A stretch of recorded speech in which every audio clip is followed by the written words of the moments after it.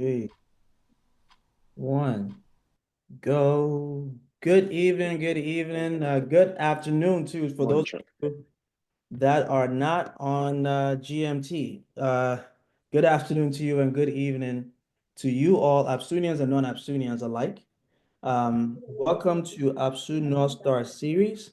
This is North Star Series episode number 35.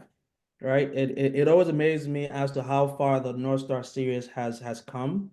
And I'm proud of what the executives have done with it and how far they've decided to take it.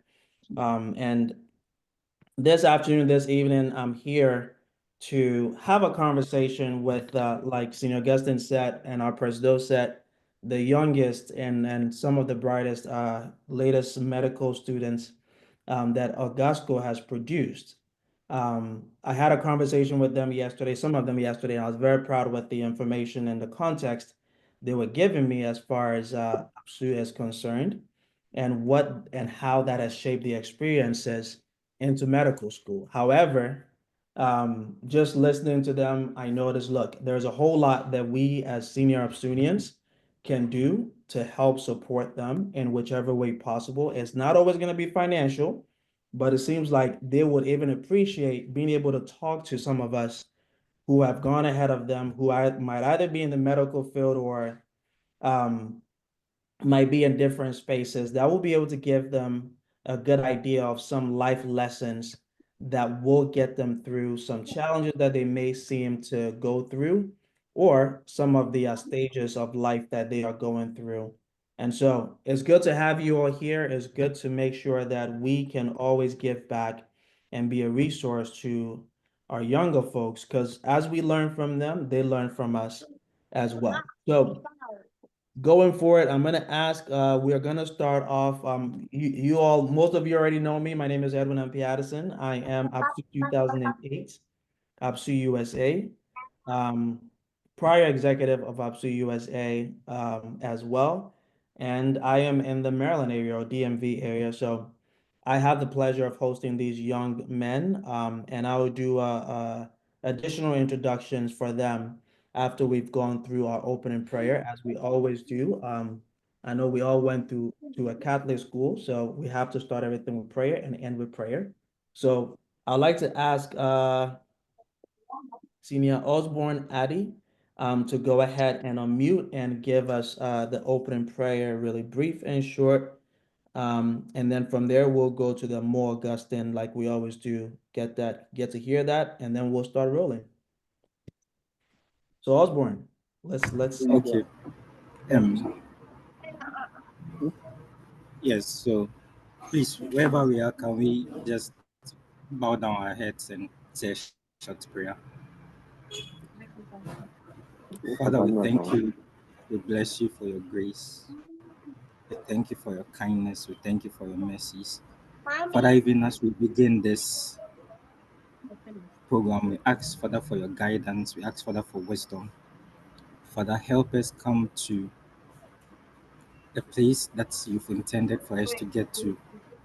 Help us be able to share the various knowledge, Father, you've intended this evening.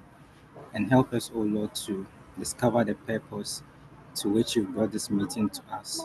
We thank you, we bless you. In Jesus' name, pray, thanksgiving. Amen. Amen. Amen. Amen. Amen. Thank you, Sneal Osborne. Appreciate that.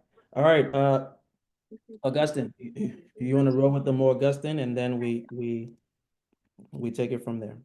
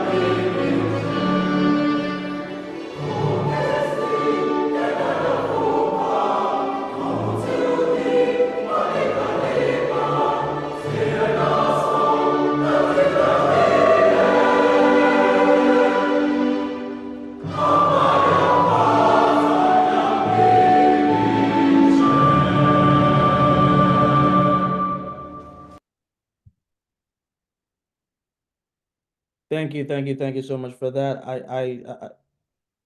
I always like this year group that actually sung this. I don't know, I've never asked which year group it is, but they've done a great job because they have better voices than I do on my end. But we are all ready to go ahead and start or kick off APSU North Star Series number 35. Um, and Augustine, could you take care of the spotlight for me, please?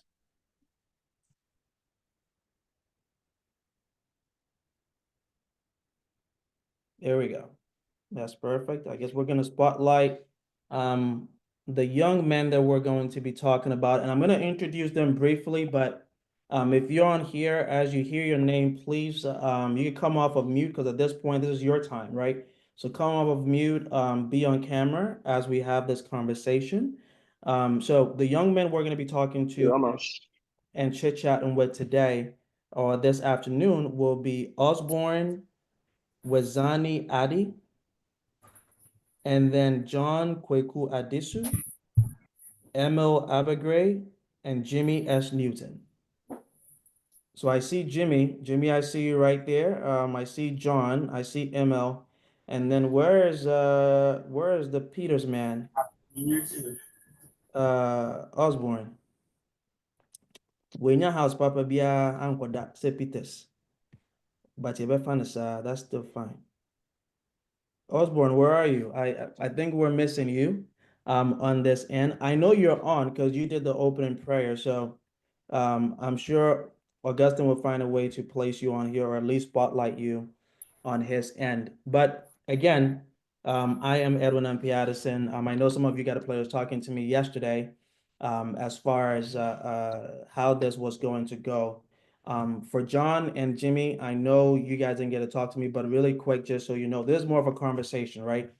We want to hear from you all. I'll ask you some questions about your experience, where you came from, how you ended up at St. Augustine's, and then talk about your experience through medical school, right? I want to make sure that each of you's voices get heard. So make it brief, make it concise for me. And I would love to hear about your houses. If anybody was in George's, I'll probably give you more time. But if you weren't, I'll probably make your time very short. That's fine. But just know I'm not just picking sides, but I was in George's. So I know that's the only house on campus that's an actual house. The rest of you are just part of that of the school. Oh, worst house. Oh, really, really, Dr. D. That's not a worst house, but I think that was the best house on campus. I'm sure it still is to date, and all of you can attest to it. That's fine. If you agree with me, that's fine. If you don't agree with me too, that's totally fine. But I'm gonna start with Jimmy because Jimmy, I know I haven't gotten a chance to talk to you, but tell us a little bit about um who you are, what year you graduated St. Augustine's, and where you came from to actually get into St. Augustine's. Was Augustine's more like your first choice? Was it more of a legacy type of decision for you that your parents, grandparents, all of them went there? Or you were like, you know what, there's the best school in Ghana. I'm gonna go there anyway. So tell us a little bit about that. Oh, okay. So hope you can hear me. Yes, we can hear you. Okay, so I'm Jimmy Newton. I was in St. John's House back in Augustine's, and I graduated into. So coming to Augustine's, I would say it was because of an influence of one of my teachers back in junior high school. Okay. So at the time, I was going to write my basic education certificate examination. It was also doing his master's in UCC. And they Mhm. happened to have an APSU as one of his mates, and he was brilliant. That was what he told me. So he said, "Ah, why not? Why won't you go to St. Augustine's College?" So that was how I ended up choosing Augusto. Yeah, and I never met the Okay. APSU. So yeah, See, yeah. I mean, your house there, we'll talk about that later, but that's fine. The John's house, we'll talk about John's house later. I'm sure there are some older John's APSUnians on the line, and they'll probably tell you John's house there. But yeah, I mean, look, I like the fact that your experience of coming to St. Augustine's, right? Because I was thinking that, oh, it was from that teacher you had, but no, he was like, no, there's somebody I'm doing my master's with, and they're very smart, and they went to St. Augustine. So he Yeah, automatically equated, hey, if you're smart, you have to go to St. Augustine's. So, yeah. I mean, it's basically, and yeah, rowdy boys, but we also smart, right? So I'm definitely yeah, I think happy. the choice was even between, let me say, um, Augustine's and Adisco, but I was like, I mean, yeah, I've seen some boys that were checked out of Adisco and then they were rowdy and all that. So, I mean, it was just better that I choose St. Augustine's College. Yeah. Perfect. I'm definitely happy that you made a decision. So are you originally from the Central region or Cape Coast, or did you come from like Accra or like Um, I was based in the Eastern region in Koko. That's where I had my basic education. okay, okay. Thank you so much for sharing that. So you are the first line of APSUnians to come from your family then. Yes, please. And I'm sure you're not going to be the last. I'm sure you're not going to be the No, last, not man. at Because, all. oh, yeah, because I was telling them yesterday that I was the first line of APSU to go through St. Augustine's. And then after that, literally my cousins, all of them decided, hey, we're going to go to St. Augustine. Right. So it was between me and That's my great. brother, because my brother went to Infantsipim. So that we just split. So every year after us, it's like one of our siblings will go to Infantsipim, and then I the love other. the schools. Exactly. And then the other person goes to Ogasco. So if you go to my family, it's literally Ogasco, Butchie, Ogasco, Butchie, Ogasco, Butchie, Ogasco, Butchie, the entire. And I'm like, okay, yeah, they have to diversify. But again, we are the only best school. Butchie, it's okay. It's okay. John is wearing red. So I was gonna say, John, so you went to Butchie and you are sitting here in the Ogasco, conference. But it's fine. If you want to join the Augustinians, we'll humbly accept you on our end. So, John, please unmute for us. And the same question I asked Jimmy, I'd like for you to share with us which house you were in, what was your reason for coming to St. Augustine's, and where did you come from to come to St. Augustine's? Were you already based in Cape, so you kind of had a vibe of what Augusta was, or someone else influenced your decision to actually pick the best school in Ghana? Okay, thank you. Please, can you hear me? Yes, sir. I can hear you. Okay. Um, I'm John Kwekuadiso, and I was in Father Glenn House. Father Hey, Glenn House. Yeah, Father Glenn House. Yeah, one of the best houses, but we'll continue. John, Jai, stop. Hey, David, no. Eh, tell them, John, we don't want to cut line, no. We want to cut let's continue. But you go on for Ah, us. yeah. How I got to Ogasco. Growing up, I think that's the only SHS I heard of, and my cousin was there in like 2012 or so. And after him, my elder brother also went there. He was in Newton's batch. And yeah, when he came home from on vacations, he used to share some interesting stories. And I also wanted to experience them. So it was also kind of the best school I knew. And so I decided to also choose Ogasco. Okay. And yeah, Fair enough. What year did you graduate? 2022. 22. Okay. Thank you, John. But it looks like you're about to say something else. Sorry, I didn't mean to cut you off. Yeah, you said where I'm from. I Yes. mean Takrady. I'm from Takrady. Oh, okay. So Yeah, you get from Tadi to yeah, uh, Tad. to Augusta. Okay. That's nice. And I'll definitely love to hear some of those interesting stories um, that you heard. So when I get to that point, I'll definitely pick you out. So I can definitely hear about some of that. So since I see ML here, ML, please share with us the same thing. I know you already shared with me yesterday about it, but talk to me about which house you were in, where you came from to come to St. Augustine's, and what influenced your decision to come to Augustine's. At this point, I think I know because your uncle is my mate, so I think I know, but I would still love to hear from you as to why you picked St. Augustine's.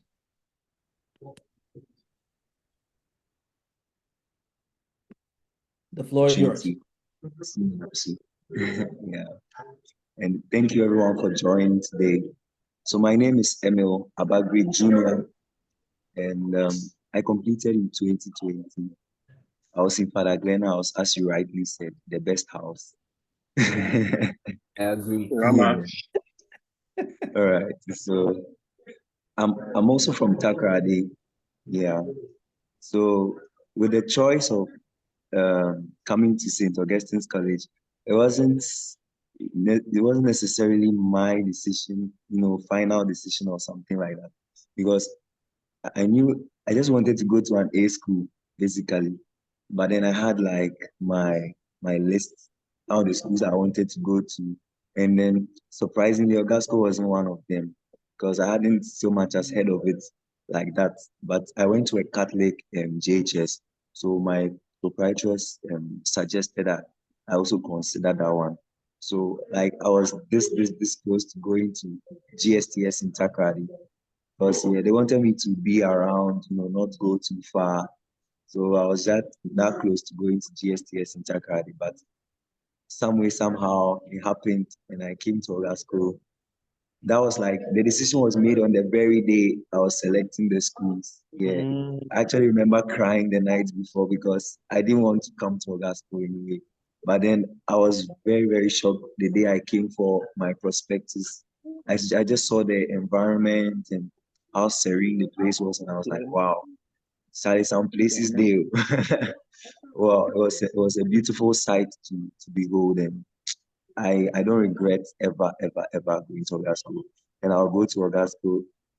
If I had 1,000 lives, I'll go to Ogasco every time. 999 times. And I'll go to Presec once. Oh no, you won't go to Persec, Masa. It's all gospel. It's all gospel. All right. Yeah, so that's it. All A right. brief intro. And you're which year group? 2020. 2020. Okay, perfect. Well, thanks for sharing. And you know what? It's interesting that he said that he hadn't really heard much about St. Augustine's. That means I have a lot of work to do on your uncle. So I'll reach out to him and tell him he needs to do a better job of making sure that everybody in the family line understands what APSU is. But at this point, since now you're an APSUnian, I'm sure you will attest to it. And I'm happy that you did share, right? Especially for the seniors on here, some of whom have taken up some of the projects, especially the newly done project by the 2000 year group. But what you saw was a reflection of what APSU is and what the different year groups are taking up as far as size. And I'm sure you guys will get there at some point, but as we have these conversations for all of us, it allows us to know some of these things and also learn and understand that APSU is our baby. APSU is going to be our thing, and St. Augustine's is going to be the school that we always go back and give to. So as we have conversations, as the seniors have questions, if you have questions for them, please by all means ask as to why they decided to paint the school really nice before you showed up. And you're like, okay, I think I'm actually going for this school instead of any other school. So let me go ahead and then move on to my man over here, Osborne. Osborne, I think Augustine has to highlight you, and then we should be able to see your face. I know it looks like you do have a cap on. So, yep, there we go, Osborne. So please, please, please go ahead and share with us why you decided to come to St. Augustine's, which year group you're in, and who influenced your decision to show up at the green. Oh, okay. Hello everyone. Hello. I want to say thank you once again for this opportunity. Um, it's nice meeting each one of you, especially Newton. Newton, it's been a while since we completed. We've not really kept in touch. I just want to say hi to him too. Um, Coming to St. Augustine's, I think my story is a combination of everyone's story. So I'm just going to keep it brief because I also never really heard about St. Augustine's before. And when after BC, when we're selecting schools, um, my headmaster suggested St. Augustine's to me because apparently two of my seniors who were before me, they were very good students, very intelligent. Um, they went to St. Augustine's and he heard they were doing well. So looking at my BC results and all that, he just said, why don't I consider St. Augustine's like my seniors did? So I also had the same experience as Emil. I only saw the place the first day I came for the prospectus. It was really really interesting. I mean, like seeing the place, I was like, wow. So already the seniors over there, um, they were very close to Mr. Tejan. Yes. So um, that was when I got to know Mr. Tejan and he helped me through the various processes. And I must say, I don't regret. Like there hasn't been a day where I wished I went anywhere else, like Presec or where. No, no, no, no, no, no. Ogasco has been one of the best choices I've made in my lifetime, and I thank God for St. Augustine's College, and I thank God for the opportunity.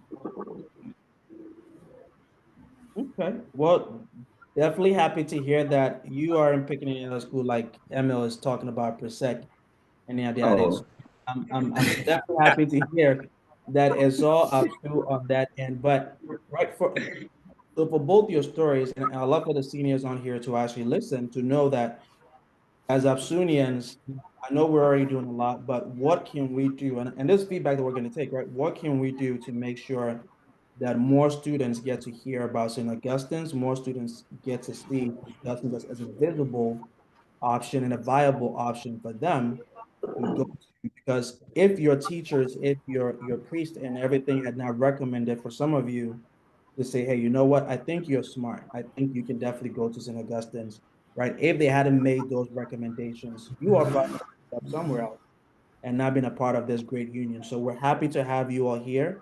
We're happy that you all were able to be appointed to St. Augustine's by someone that you looked up to.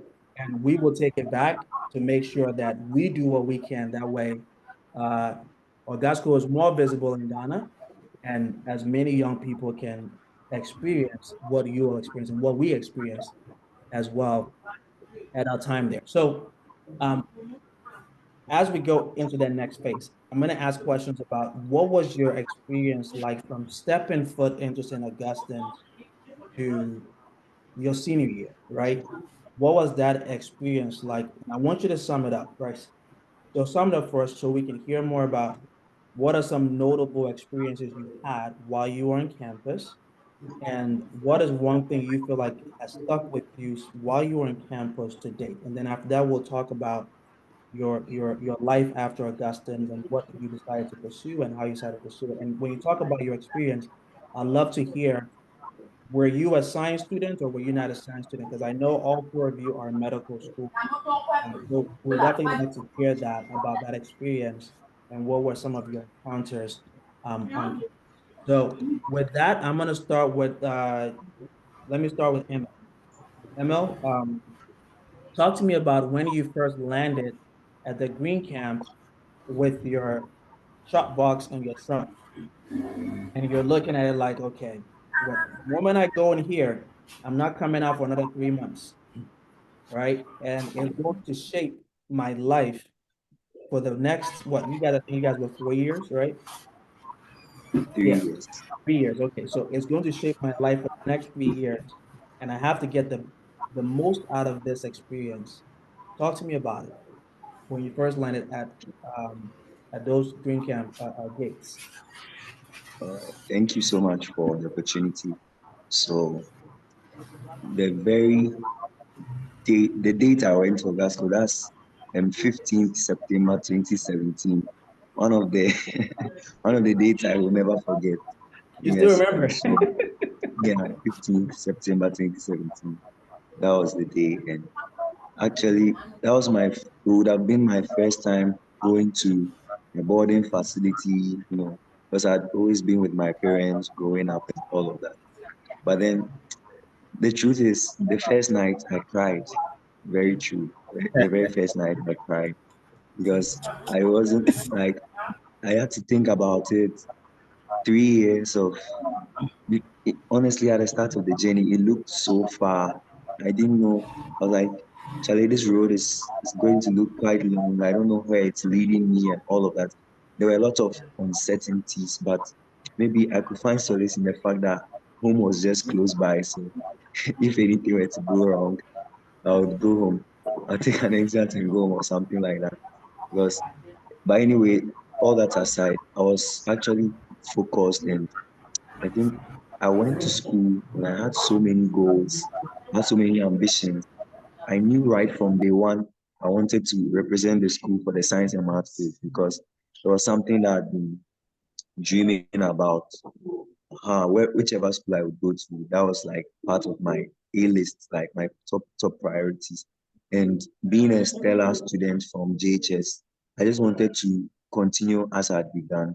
So I had resolutions, and I actually had plans to also, network because the JHS I left were only 14 in class. So I didn't get the luxury of, knowing people like that. So Mm. coming to Ogasco was like a mix of so many different personalities and, great guys around that you could actually, I wasn't looking to see anyone better than me because I wanted to be the best anywhere I go. But then it's in Ogasco that I found guys who were more motivated than I was. I could find guys who, so brilliant guys. I like to make mention of Daniel Deco, Blaise Bonsu. Like they actually pushed me to become a better version of myself because all I've ever known was for going upwards. So I hadn't really gotten that challenge before. So I was up for it. The very first few terms in school, I think my first term, I was 41st in class. And due to some reasons, I don't know why, but it felt I was actually broken. But I think from then, Wait, wait, there wait, on in wait, wait, wait, wait, wait. Take a pause for me. You said, yeah, what were you the first term? What was your position? 41st, 40, 41 out of 56. Hey. No, Yeah, so you see, it speaks to the character of the students that actually show up as St. Augustine's.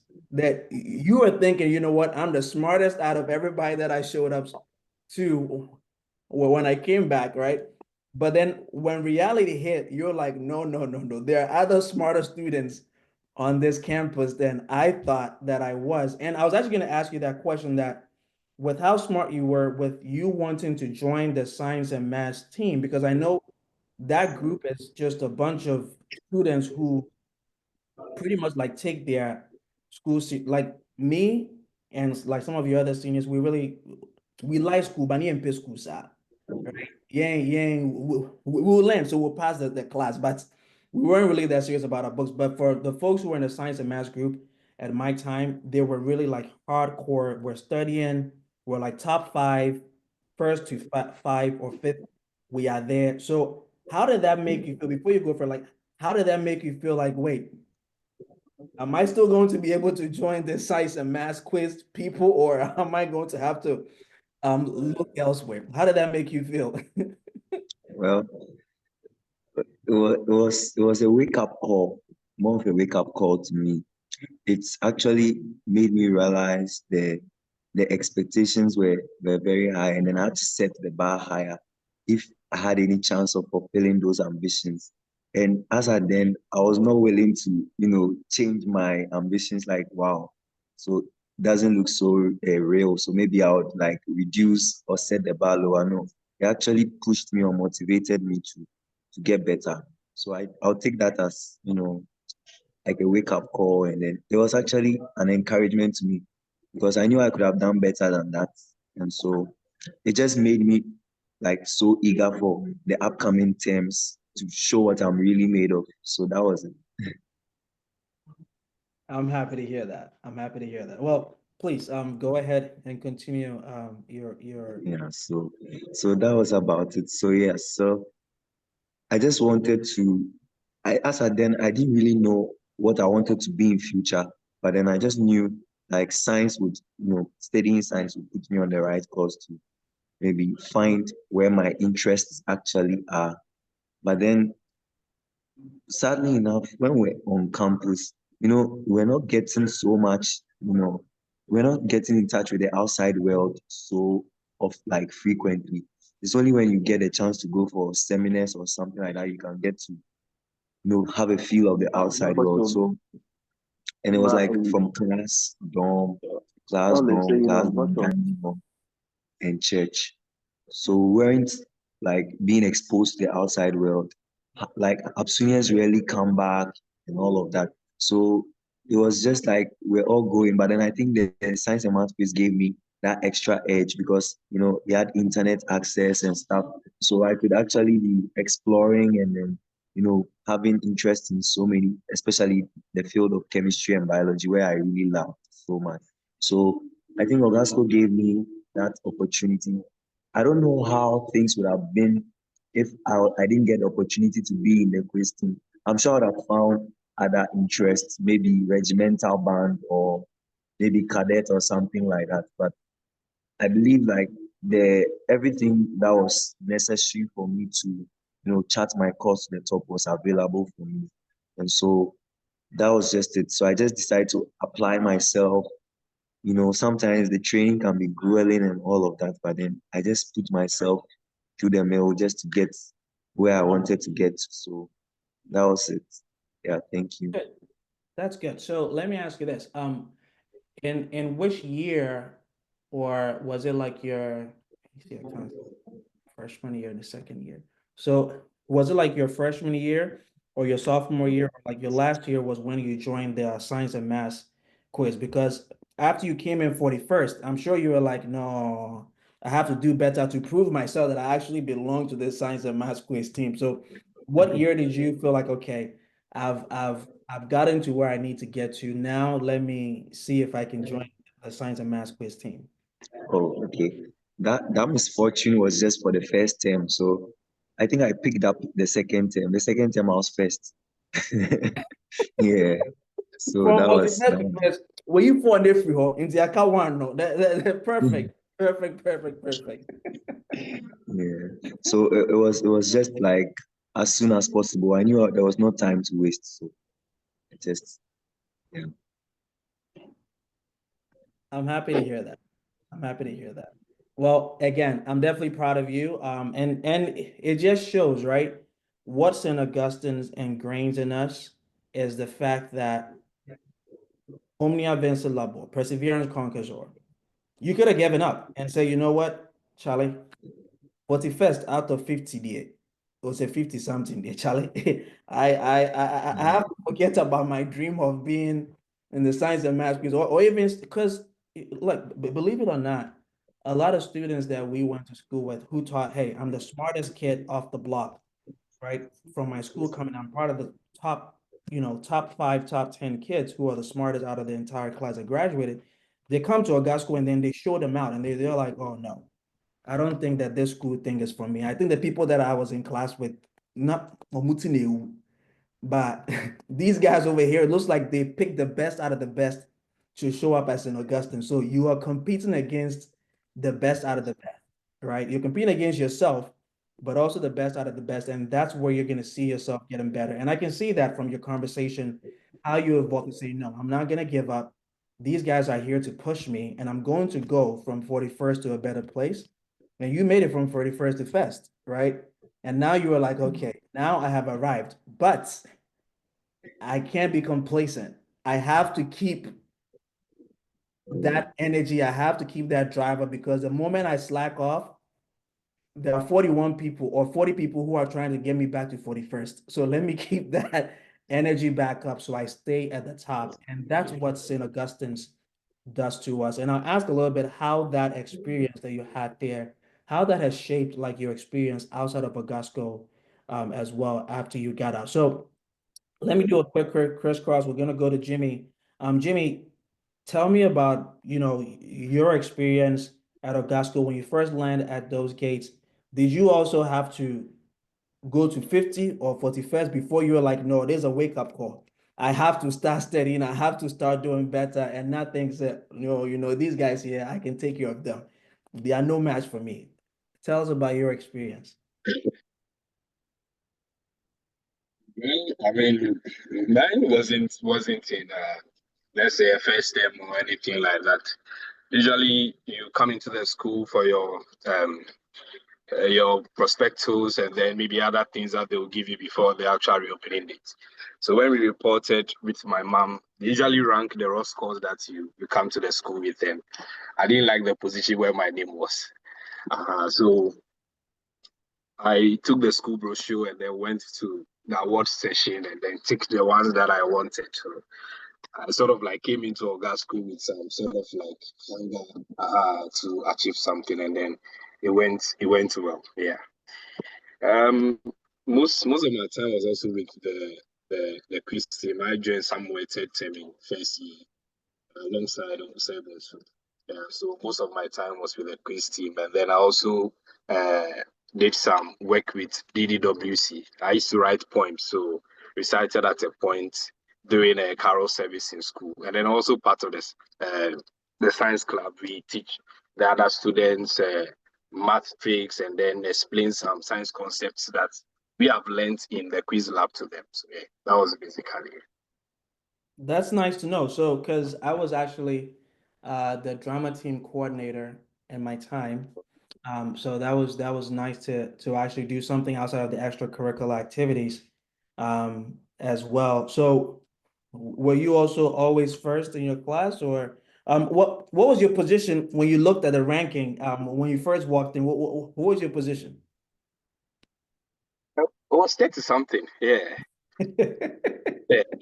The Roscoe. And that was for only the science students, and I wasn't happy about it. So.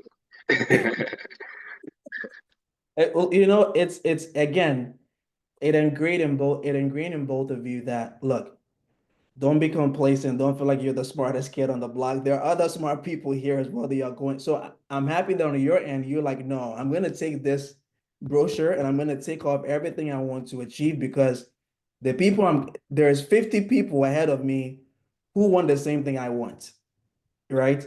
So I have to make sure that I can show up, show out, and do my best and put my best foot forward. So you walked in already saying, look, I have to put my best foot forward because the competition is too tight at this Yeah. point. And I'm definitely happy that that saw you through those 3 years. So what was your nickname on campus, if you had one? Okay, okay, I wasn't really having a nickname per se, but I think when we were going for the quiz, we just wanted um, a name that's like you'll be called on stage just to cheer you up. Davi, Davi, Davi, Davi, Davi. That was Davi. Yes. I mean, they weren't finding anything settled on me because I used to bring some particular brand of shit to school. So they just picked the name. Yeah. Davi. I like that. I like that, Davi. Okay. So Emil, what was your nickname? Or your name that you actually went by? Oh, as for me, I didn't have a nickname. Unless Newton can. I don't think I remember it. Okay, we're gonna have to find one for you, Emil. We're gonna have to find one for you.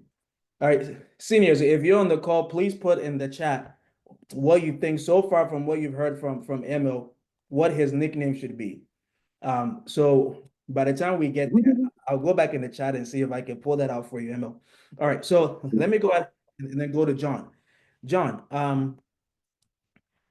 I think with that same experience, right? Tell us a little bit about what your eye-opening or reality check was when you stepped foot on the green camp, and what was your goal? Like, was it always your goal to be a part of the quiz team, or it was something that you got dragged into, right? And also tell us a little bit about your experience.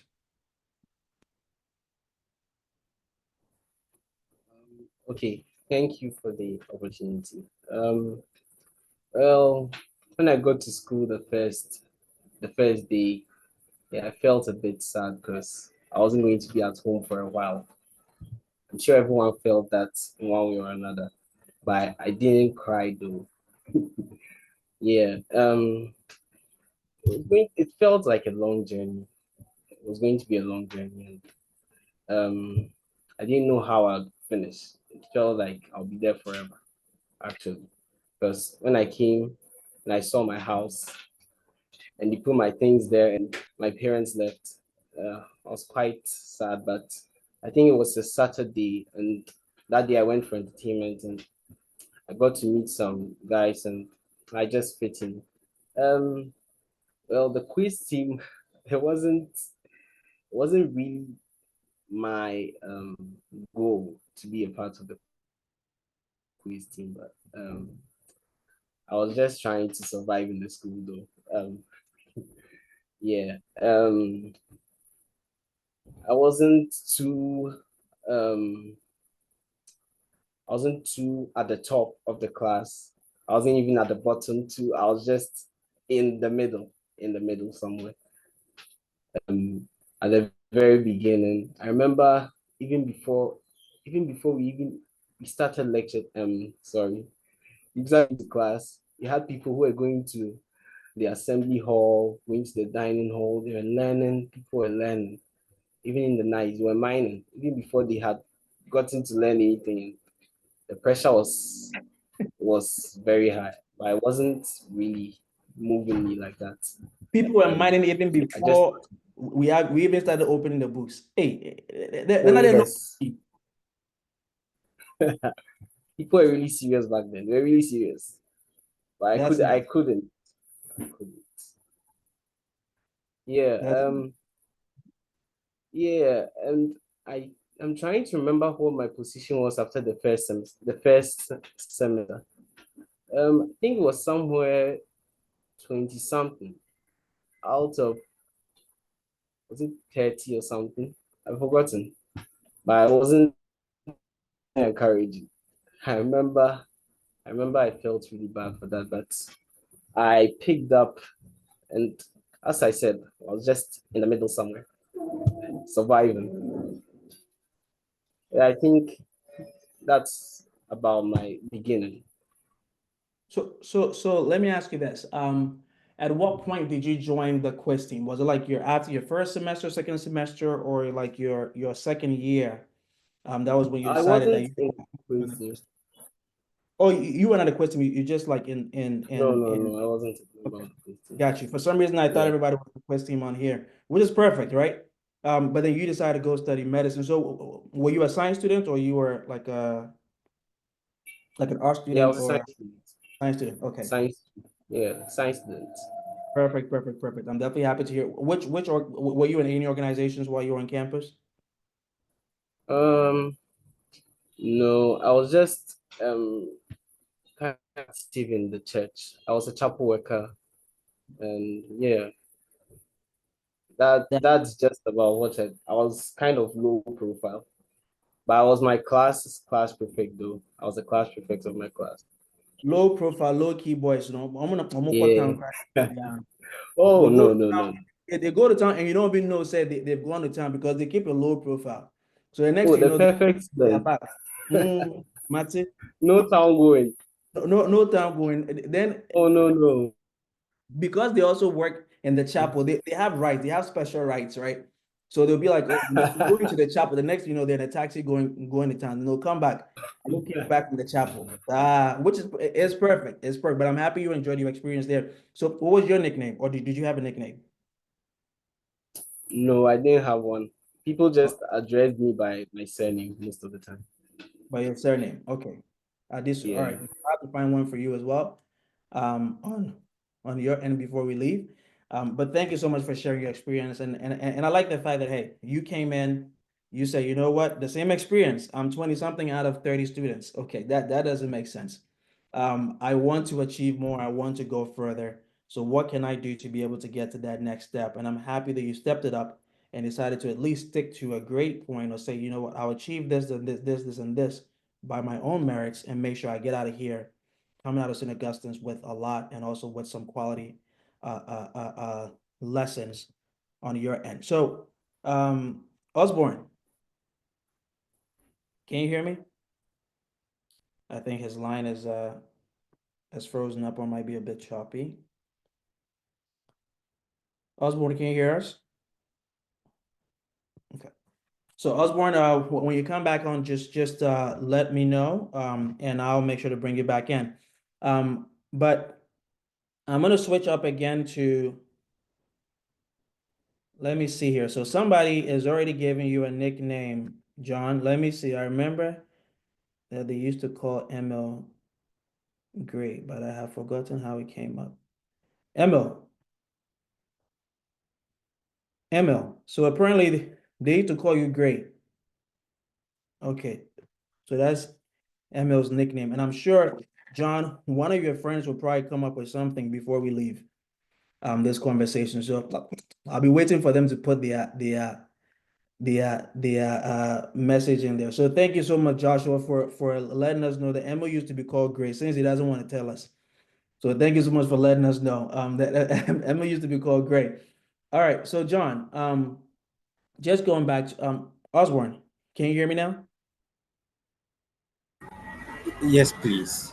I can Okay, hear you. perfect. So, before I move on to the next section, I'd love for you to tell us a little bit really quick, about your experience stepping foot on the green camp, and what your experience was to get to that question or to get to where you are now, right?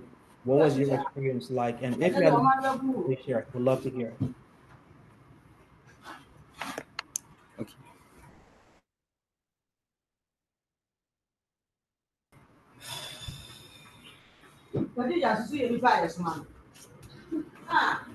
I can hear you, Osborne. Um, please can you hear me? Yes, I can hear you. Okay. Uh, thank you very much. Coming to St. Augustine's, well, it was, as I said, I didn't know the place at first.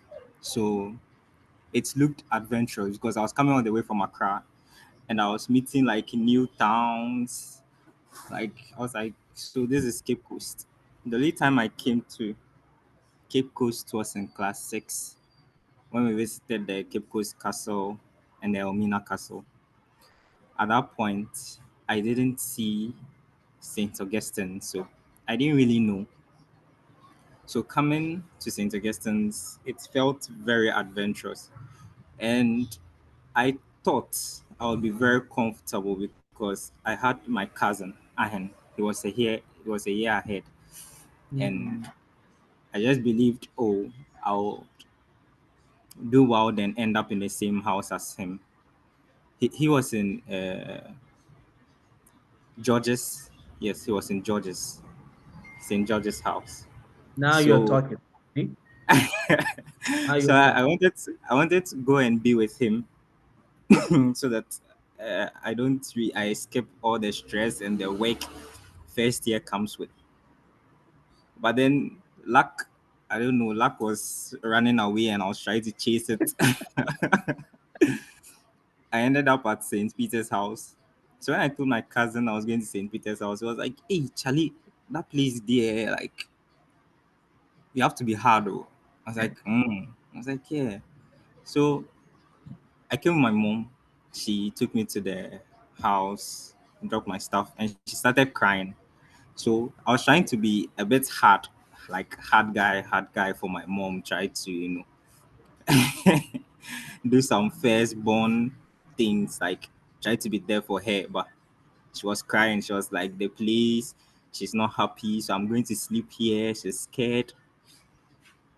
Then she left. My first night at Saint Peter's house. Yeah, we were lined up and we were lined up and we were bullied. Hey, Charlie, like it's very interesting and it just made me reset. Like because when I was coming there, it was like, oh, I was just coming to study, but I just realized you had to live life at the place. You had to live, like as John said, you had to survive. That's what I realized. August school was my first year. My first semester, just as Emil, hey, I when the first um, term results came, I ended up, I think, 19th out of 57 or 56. I was 19. So Atejan knew my mom, Mr. Atejan knew my mom, and he called her to come to the school for them to have a meeting. That time he was headmaster academics. So she came, and me, I thought he was coming to tell her that, oh, your son, the money is not enough, like maybe just, increase it a bit for him. But he ended up showing her my results and my reports, and that I was not studying. Ish. I remember that day so well. I cried. I was crying in his office, and he told me that if I don't do well and I don't stop crying, he's going to take me to Holy Child and leave me in the compound so that I'll cry in front of the girls. Oh, Mr. John. Good.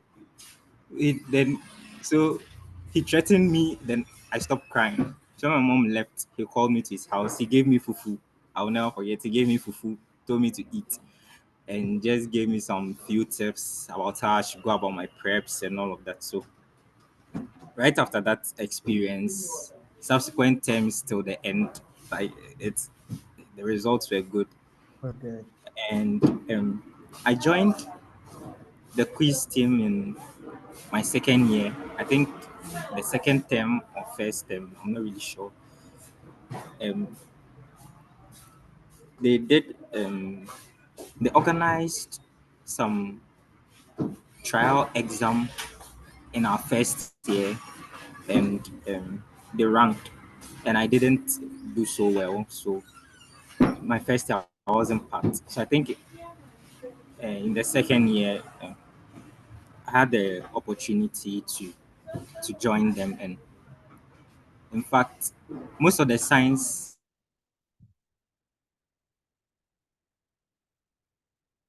so was really tough. We had Joseph, we had Frangeli, we had um, Achianum, we had Adisco, we had Daniel, we had like a very interesting group of people, very, very intelligent. And most of them were also in the quiz team. So when I joined them, it was a real experience. I was really happy. I was really happy. And in my second year too, I became the science club president. So um yes, I became the science club president. Emil was in my club. Jimmy was in my club. That was the only time I had some power over them. But apart from that, I most of the time we spent most of our time in the quiz lab, and they were very good people. Emil was so intelligent. I mean, I really admired. They don't know how much I admired them. I still am. I still am. Even in medical school, like I still think about them often, and I'm like, these guys are really good. So during my tenure as science club president, we we did a lot um, regarding innovation, and also regarding teaching, as Newton said, and we recruited some of the best science students around to teach those in the junior classes, and it was really, really, helpful. So yes, and Okay. from that time I spent most of my time with the quiz boys, went to Accra with them. Recently, I saw a video where I was jubilating with them, shouting on top of my voice. I'm like, good times. These were good times. Yes, so that's my journey in St. Augustine's. And in the end, in fact, I never knew how I was really doing. From that time, Mr. Tejan left. I think he left in our second year or third year. I really didn't know how I was doing in school. So It was later I went for my transcript after school when the APSUnians gave us the opportunity to write SATs. I went for my transcripts and I looked at my results and I was like, hey, Charlie, my Bobra, like my Bobra, I've left some, Charlie. At least I've beaten the big boys small. I was first sometimes, I was second sometimes. So it's all good. I really thank God for the journey and it has been very interesting. I'm happy to hear that.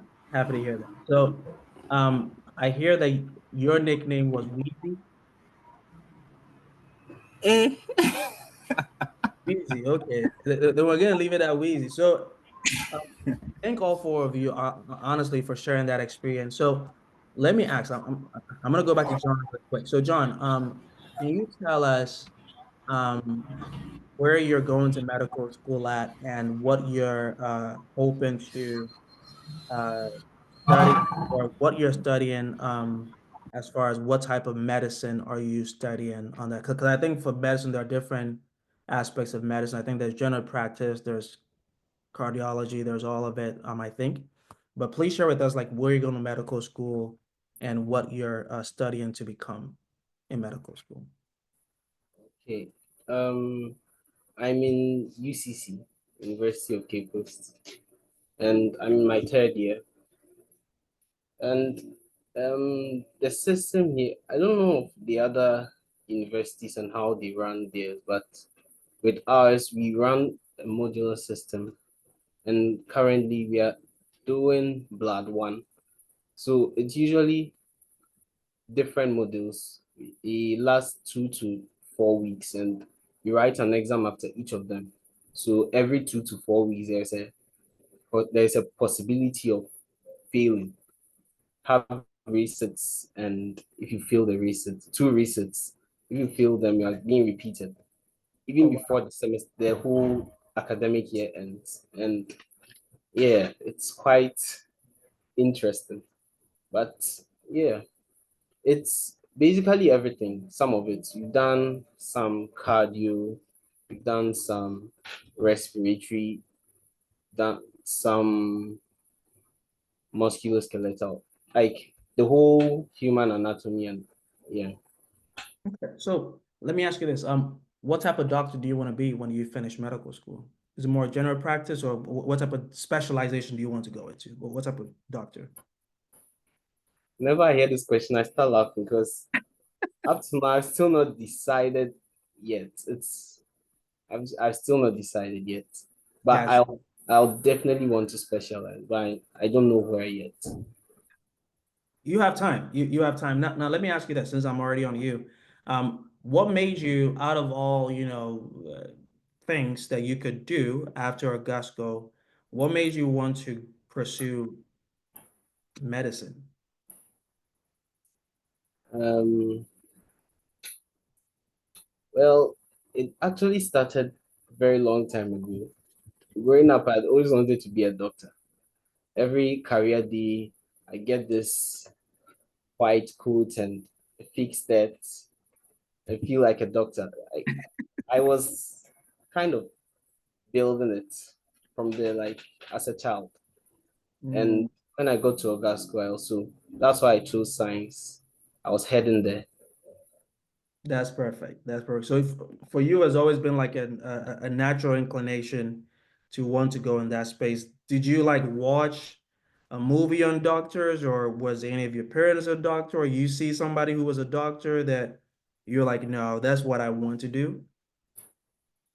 Um, my parents had mentioned this as a child, and when I was a child, and they had also been mentioning some doctors they have as friends. They mentioned their names, mentioned some of the things, and it seemed interesting. So right from childhood, I wanted to be a doctor. See, so your parents had a plan all along. They were like, let's just talk about doctors most of the time when we're in this house. That way he's going to know, okay, I guess everybody's a doctor. So I guess I'm going to be a doctor too. And it worked. So tell your parents whatever they did, it worked because you started very young playing doctor and then look at you now. You're studying medicine to be a doctor as well. And we're definitely proud of you for going that route as well, because we need more doctors in the APSU organization. So Jimmy, I'm gonna cross over to you, Jimmy. Which medical school are you at now, and have you picked a specialization yet as to what you want to do once you finish, or what type of doctor you want to be once you finish medical school? Okay, so I'm at Commonwealth University of Science and Technology, School of Medical Sciences, currently in final year. For specialty programs, considering anesthesiology and intensive care. So was it something you always wanted to do, or was there some point in your life, or like John, where his parents decided they'll just talk about Dr. Sa, and then he will automatically say, you know what, I'll be a doctor. That's fine. You just keep talking about I'll be a doctor too. Was it something like that, or I, you made I think one of the things that happen is that when you're in medical school and then you get stressed, you tend to question your life choices. But it was something that I had put down in 2018. Yeah. So whenever I go home for vacations, I will like research on things I want to do. So I did some work on maybe petrochemical engineering, then go to medicine, and even write some of the schools that I wanted to attend. So I think from there it was getting more certain that that is a path that I'll follow here. Okay, that sounds good. I'm definitely happy to hear that, because for me, my parents was like, oh, hey, you could be I was like, no, I'm not gonna go be a doctor. It's too much work. Too much work, too much stress. I don't like too much work, and I don't like too much stress. So thank you all for taking on that stress and that amount of work. I know you have to study consistently. You have to be learning and testing consistently, and you have to learn what you do very well, because people's lives are in your hands, right? Unlike Yeah. me, in my space, I can make a mistake. Nobody's life is in my hands, right? So I can make all the mistakes I want and I'll still be fine. But for you guys, there's a very slim margin to actually have errors. And so I'm proud of you guys. We're all proud of you guys for pursuing this path and continuing to work on that. Idil, how about you? Which I know you showed this with me yesterday, but which school are you in, and did you pick a specialization yet? All right. So I'm currently in my fifth year at University for Development Studies, School of Medicine and Dentistry. And for the specialty, I would want to do more of actually torn between two things. It's either I go into academia, become a professor of either biochemistry or biology, pure biology, or I would want to do oncology as a field, And if I had to go like as a narrow down and become more and more specific, then I'll go for pediatric oncology. So that's about it. So it's either academia or pediatric oncology. Gotcha. Gotcha. Great. Well, thank you so much for sharing, Gray. I appreciate that. Um, Osborne's internet just went off again, but when he comes back, we'll probably get back to him. I'm So, okay. oh, Osborne, you're here. All right. So Osborne, share with us really quick, which school you're at, and what you're looking to specialize in. Oh, yes. So, I mean, I'm at the University for Development Studies. Um, I'm with Emil. We are in the same class, and I'm looking to. I'm looking forward to specialize in neurosurgery. I've had this um, love for the intricate nature of the brain, the spinal cord, the various nerves, and it's very beautiful. So my topmost is neurosurgery. I have others that I could fall back on, but the one I'm looking forward to, by the grace of God, is neurosurgery. Yes, please. Okay. Okay. Well, I'm definitely happy to hear that. And I'm asking you guys that question because I know there are a lot of seniors or APSUnians who are actually practicing what you guys might be thinking about. And you if you think that's where you want to go, or that's where you're actually going to go, or if you haven't made a decision yet, these APSUnians are always welcome to hear you out, talk to you about it, and see if there's any advice they can offer you based on what their thought process was when they were in the same shoes as you, and what they did to actually get to where they are now as far as practicing uh, medicine in whichever aspect. So as we go, I'll make sure and we'll discuss with the oh that way. If any of the opinions feel like they want to reach out personally to you all or you all need that information, let us know, right? And we'll be happy to share that contact and also make that connection so you guys can have conversations on the paths that you're taking and what are some things to actually expect in real life that you will face. So like Jimmy said, you will not second guess your choices and say, no, this is too hard, man. Let me go somewhere else. But again, the school and the institution has built us for this, right? That's why perseverance conquers all. We know you guys can do it. We know you guys already know you can do it anyway. And we're definitely here to help. So to go ahead and wrap it up on this, and I'd love to ask each of you one thing that you all feel like you took out of Augusta and the experience that helped you when you stepped out of secondary school, whether it was when you started university, some of the challenges that you came across, what was that lesson that you took from St. Augustine that you feel like has helped you to keep going in the direction that you're going? Let me go to Osborne since I ended with Osborne. Osborne, please share with us that one thing you feel like you learned from Augusto that has enabled you and helped you overcome certain challenges or maybe certain struggles that you have gone through personally after. Okay. Thank you very much. So, one major thing I actually took from Augasco was the ability to think outside the box when leading people. So, as I mentioned earlier, I was president of the science club, and during my tenure, it was one of the most successful um, times the science club has ever.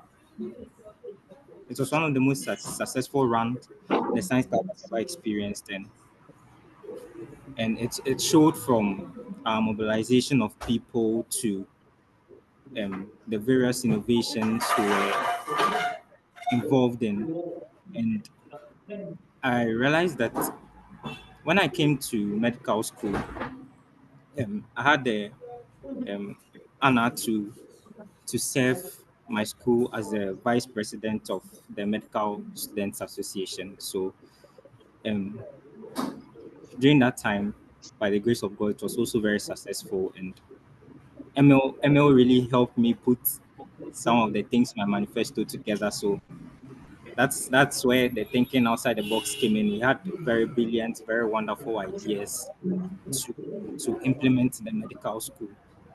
I also, because of that, and because of St. Augustine's and also my involvement in the quiz team, there were periods, I think one of the maiden quiz events our medical school held.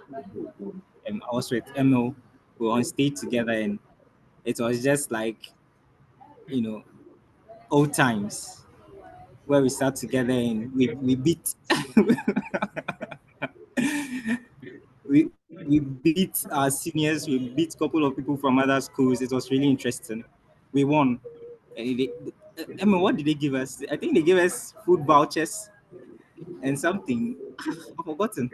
Yeah. So But it was the euphoria for me. Like that was it. That was just it. yeah, That it was feeling to really, relive.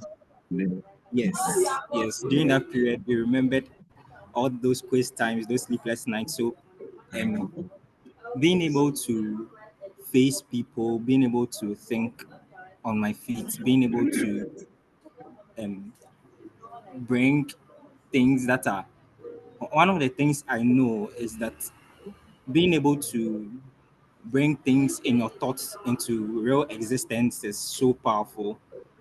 You are thinking about something. Um, for example, most of the innovation we did in science club, most of the practicals we did in other schools, there were thoughts we had, and we decided to experiment them, and they came to. So realizing that ability, being in medical school, it hasn't stopped me in the area of leadership, in the area of business. I started a business, um, in various aspects, in also my Christian life. I've realized that Ogasco shaping me very well to face the world out here in the university, and I'm very grateful for that experience. Thank you. Thank you. Thank you. Thank you so much for sharing that. And I would say that Augustus shapes us all in different ways. And there's so much we learn from St. Augustine's. If I even talk about my own experience, um, I think that the experience allows you to, whether you're in Ghana, wherever part of the world you find yourself, the experiences we go through are relevant, right? But I'll share briefly on mine after we're done. But I'm gonna go to Emil. Since both of you are in the same school, I'm gonna go to Emil for you. What is one thing that you say you've taken out of Augusto that has helped you transcend challenges that or some of the things that you faced out of St. Augustine? All right. So actually learned a lot from SHS, which I am using currently. And I strongly believe that when preparation meets opportunity, like great success is on the horizon. Because I realized in Ogasco, like there were like different classes of people. Like there were rich kids, there were people who were in like an average income homes and all of that. Like all these different people coming together in one community. And one thing I realized was that even after school, it wasn't necessarily those who were like the brightest in class who are doing big things. So one thing I always like did well to remember was that maybe the fact that you are making strides academically doesn't necessarily mean when you go out there everything is going to be that easy or everything is going to be that straightforward, because actually it will make you feel good. It gives you that self-belief and confidence and all of that. But then one thing Ogasco told me was that, especially the kind of friends I made. You see, actually, when people look at me, like the kind of friends I made outside of the Christian, people like don't really get it to understand, like, Emil, why would you make friends with this guy? You know. But then, like I want to make special mention of someone like um, Alex Conyo. He's in Maryland now, so quiet. But then, like when you just look at him, no one was seeing anything. Like he didn't look so bright, nothing like that. But then I could just see and then connect with him. I just saw potential. So like that's one thing that's really helping me coming out of SHS. It's like over here in the university, I'm also getting to meet like a variety of people. I'm not looking down on anyone. It's actually making me see the world in a different view. It's like it doesn't make you feel like you are the center of everything, but then it actually helps me to consider others as well. So I've learned so much, like human relations and even how to, go about my academics and all. It's all coming together.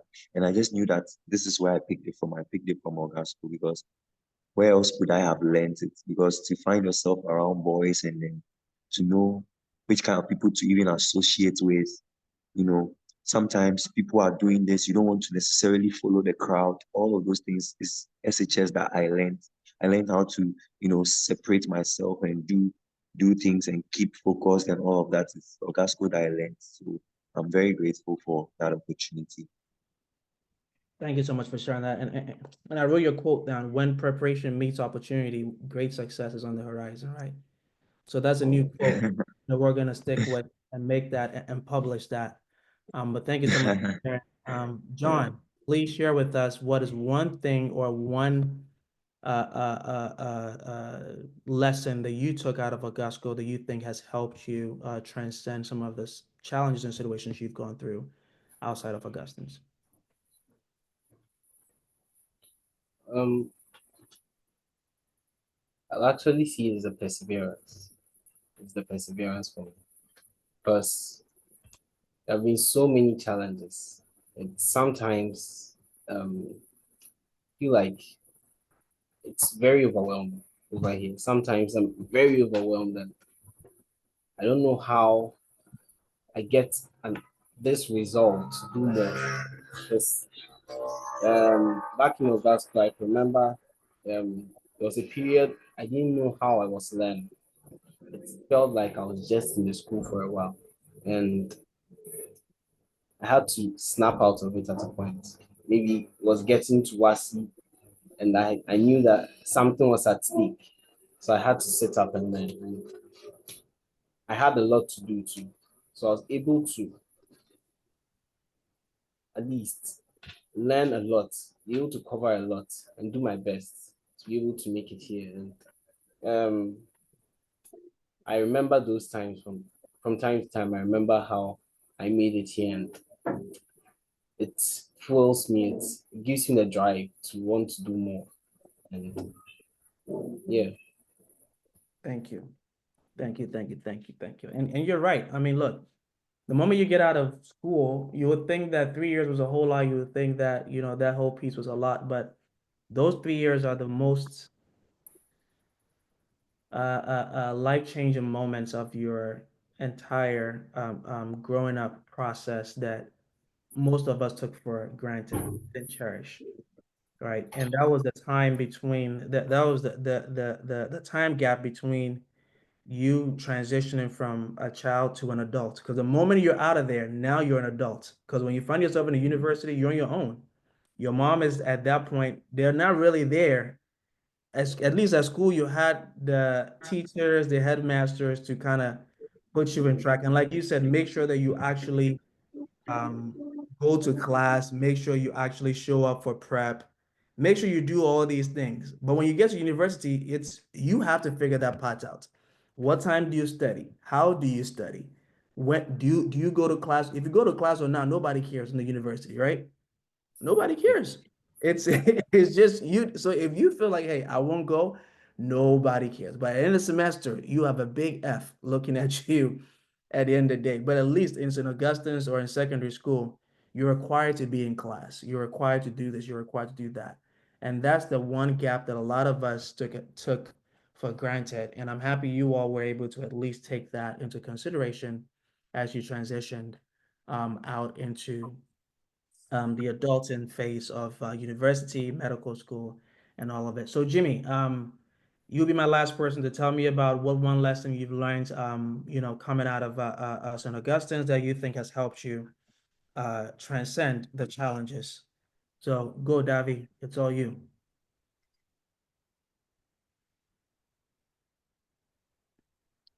Davi, can you hear me? Yeah, I think I'll just highlight on Adisu's bit on perseverance. Hello, Yeah, I can hear you. hello, can you hear Yes, me? I can hear you. Yeah, so I also talk about the aspects of perseverance, especially within this past 5 years, because medical school tends to be very draining, and then you still have to show up every day and then do what you have to do. So I think that perseverance bit that was instilled in us in school has been there. Um, the former headmaster, Mr. Joseph Corner, will always say that only the best is good for St. Augustine's College. So once your goal is to project the goodness of the school, you yourself you have to strive for the best. So I think that has also been a guiding principle throughout. Yeah. I'm happy to hear that. I'm happy to hear that. Thank you, thank you, thank you so much for sharing. I think one of the seniors put on here that for those of you who are in the quiz team, what is one privilege you feel like you earned being a part of the quiz team? Yeah, I think Emil highlighted the fact that you had the opportunity to have internet access and then search a lot of the things. So we had the upper hand.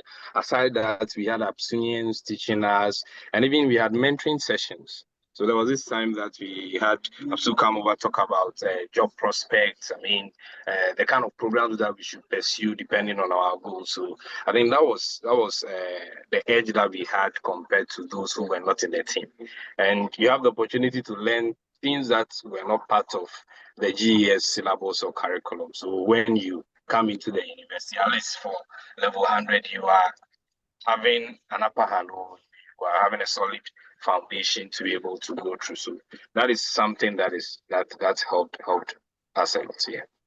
Okay, guys.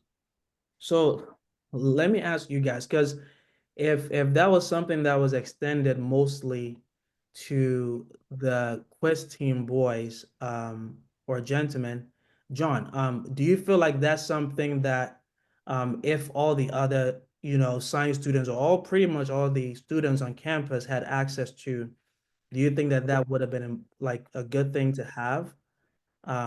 Just like they had where they had like the career opportunities, talk to the seniors about like different things that is going on out there. Do you think that that's something that probably should be extended to other students on campus as well? Please come again. Yeah, so Jimmy said, so I was asking him, what is like a privilege that he earned or they earned for being on the quiz team, and he was sharing that they had the opportunity to be mentored by the older APSUnians who were already doctors or doing the things that they wanted to do. And then also talk about career opportunities. Like if you're studying science, if you're interested in biology, what you should probably be considering, and then open it up for the ability for the students to ask questions that they're thinking about to see if what they're thinking about is reasonable or if it's not reasonable, and just have that outside exposure versus what they are just being taught. Do you think that that would have been nice to have that, or have that be extended to the rest of the students on campus, like yourself and others?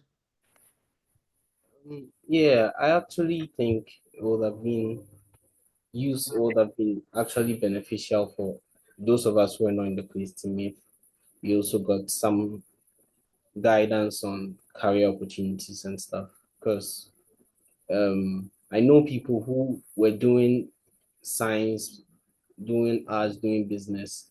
They didn't know exactly what they wanted to do, but they were just in it. They were hoping that by the end of WASI or something, when it's time to choose schools and go and look for programs, they'll then know what to choose. But maybe if they had gotten the opportunity to be mentored and spoken to, they could have figured that out before the time, and maybe it would have been a prompt or a wake-up call that they should actually take the studies more seriously than they were. Yeah. Yeah, I agree with you too, because I was like, wow, so they had the opportunity, but other students, thankfully for you, your parents have been talking about doctors. So you're like, okay, I'm gonna be a doctor, but a lot of students don't have that same opportunity that you had there. I'm gonna open it up for questions really quick because it looks like some of the seniors want to ask you guys questions. Yeah, Well, I would like I would like to start first. yes, give me and I think that's Senior John, right? No, this is justice. Yes. No. Oh, okay. Justice. I'm the Oh, one who okay. I'm the one who has my hands up. But Oh, if okay, you okay. can go, I can go after him. Okay, perfect. So, Sina Justice, give me 1 second. So I want to share one quick thing that thank you all for sharing your experiences. We definitely love hearing your experience. And I think yesterday I did share that before we leave this call, we as seniors, APSU USA, APSU in general, because we have APSUnians, listening from all around the world. We'd love to hear from you guys. What are some things that you think that we can do that would have been beneficial to you guys while you were in school? And I'm happy that Jimmy brought up, and I'm happy that the senior asked that question, right? So we're gonna have a brief interlude, Senior Justice. I know the order of activities has us getting them to take a quick break. So from the talking, so we're gonna have a quick interlude. Please don't go away. But the moment that interlude is over, Senior Justice goes first, and then Senior Kutujan goes right after him. So, gentlemen, drink some water and come back because the seniors have some questions for you, and I'm sure they would love to hear from you guys as well. So, Augustine, please take it over for the interlude.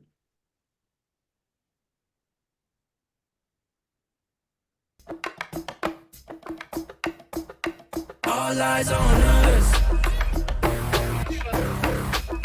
All eyes on us.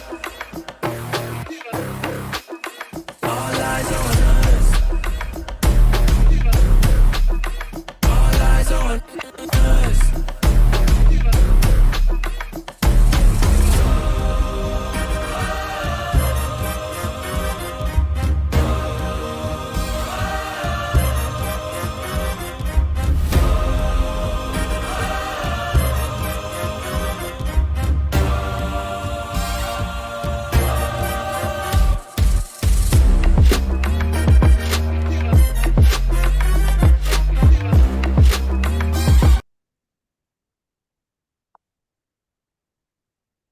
All right, thank you, Augustine. I appreciate that. And just so for everybody that's on here, we do have our special gathering that we do every single year coming. This year is coming back to the DMV. So we'll definitely love to see you all there. That's APSU Congress. We'll love to see all of you that can make it there. I know, and I'm doing an ad for APSU USA because I am APSU USA, and once an executive, always an executive. But the discounted tickets, I know the last day for it, I believe, is the 31st. So please, please, please, between today and Monday, get your discounted tickets because I'd love to see all of you there because I haven't been available for the other ones that have been outside of Maryland in a long time. So definitely love to see you all play some tennis, play some soccer, and network as well. So let's go ahead and then drive right into questions. I'm gonna go ahead and go to Senior Justice and then Senior Kutujan after this. So Senior Justice, please, let's go ahead with the question because I know you had a question first, or you had some information to give us to these young ones. Okay, so my question is to ML. ML, are you there? Let me see here. Looks like ML's network may have. ML, you still here? Yep. Okay. Yeah. Yeah, ML. So my and I see Calvin Ando also on the thing. So but I guess let me ask the question to ML. So ML, how did you feel immediately after your quarterfinals contest with Akraka? How did you feel after it and the couple of days that followed the contest? Is it something that you've moved past, like you've gotten over, or is it that like every once in a while when you think about it, you're like, oh my goodness, if we had won that contest, we would have gone on to like made a name for ourselves in the contest because you guys were so solid, so good a team, and you were clear favorites that day. But I don't know, like it just wasn't your day. So sometimes I wonder, like sometimes do you think about it, and when you do think about it, how do you feel? Like, or have you really moved past it and it doesn't hurt you at all? Like, tell me about your experience after that quarterfinal contest with Akraka. And also, are you in touch with Calvin Ando? So that would be my second question. But the first question is my most important one. Okay. All right. Thank you so much, Senior, for the question. I think that adds to the endless list of what ifs and could haves. Yeah, I do think about it a lot, but not. I choose to look at the positive side of it.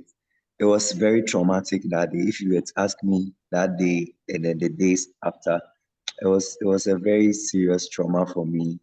I had to get help from family and even professional help, like psychologists had to come in and all of that because, yeah, basically something that I would say I've been waiting my whole life for. And so it was a very big disappointment. But then that aside, I'm always so positive. I don't really think about it that much because, well, that's what it was meant to be.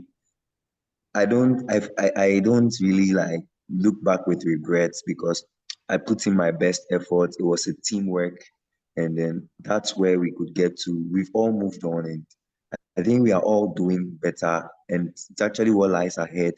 That's, we are supposed to focus on, not necessarily dwell on the past.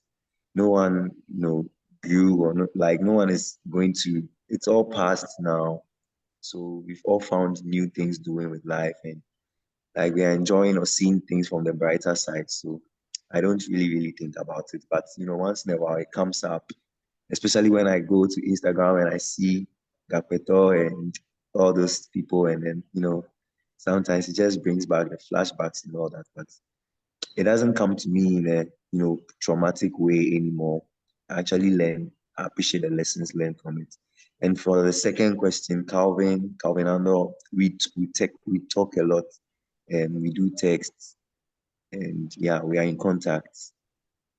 Yes, I see him also on the conversation, but hey, I don't want to ask too many questions. I would have asked him how he also feels like as he also moved past that experience, but I'm not the moderator, so I want to end here so that it does not appear as if I'm asking too many questions. But Calvin is on, and I would have loved to hear what he has to say as well. No problem, Senior Justice. I'm gonna let all right, so Kofi, I see your hand is still up. I think one of my other seniors, Senior Kumsin, his hand was up as well. So Senior Kumsin, I'm gonna come back to you once Augustine takes over. But I'll come back to both you and Senior Kofi here because both your hands were up. And I know you will have both of you will have some good tips for these young ones here. But yeah, but I do see the chat keeps flowing with questions. Please keep them coming. I'll answer. But honestly, I'll say send your information into the APSU USA email. If you feel like, you know what, are there any opportunities out there for you all? And maybe put in there what you're studying, right? Because again, the seniors who are around the world, they are spread across the board. It's not just medicine, it's not just pharmacy, it's not just health, it's not just business or finance. We are leveraged across the world, and you guys have these as resources to tap into, just like you heard from Senior Kutijan. So I'm sure other seniors can offer other things that they are doing for other students who are not of the same legacy that you all are of, and we want to make sure that can properly be extended to you all. So Augustine, I'm gonna take it back to you, but thank you all for joining. I haven't left yet. I'm gonna be on here till our close time, but Augustine, please take it over. And looks like questions are gonna keep coming. So, gentlemen, stay on here. Seniors, stay on. If you have more people to invite them to come on so they can ask their questions and get some answers, or at least ask the seniors questions who are on here, who are already doing some of the things that you all are doing. Okay. All right. Thank you. Thank you very much, Edwin. So it would have been time for closing remarks, but not just yet. We'll skip that. We'll come back to closing remarks after all questions have been asked. So right now in APSU USA, we have elections coming up. This is elections 2025. It's an important part of our business as APSUnians here. And so we're gonna invite our new electoral commissioner to give us an important elections update. So please, you all stay tuned, and let's hear from Senior Nana Ejirisaki. And so please take it away, Mr. Commissioner. Thank you so much, Mr. President. Please, can you all hear me loud and clear? Yes, sir, we can. Excellent. So thank you again. Thank you to our panelists.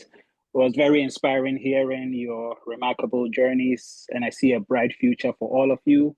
We're all proud of you, and I'm happy we had this program because through it, I'm able to see that there is a way to connect between some of the senior APSUs and yourselves for some very unique opportunities. So let me go straight to the point. And thank you for the introduction again, Mr. President. I'm here to talk about our upcoming elections. First of all, I would like to thank the other members on the committee who have been so generous and have been willing to help with their time and expertise. They are Mr. Selom Akaba, APSU 97, and my mate Kobna Adwa Edu, APSU 93. So together with the vetting committee, we will strive to create an atmosphere for a seamless, transparent, free and fair election process. Okay, so again, I'm here to talk about elections, and sorry, I'll have to read a little because I'll be talking about the Constitution, and I want to be word for word. Okay, so first of all, let me talk about eligibility to partake in this election process. All voters and candidates seeking election must be in good standing.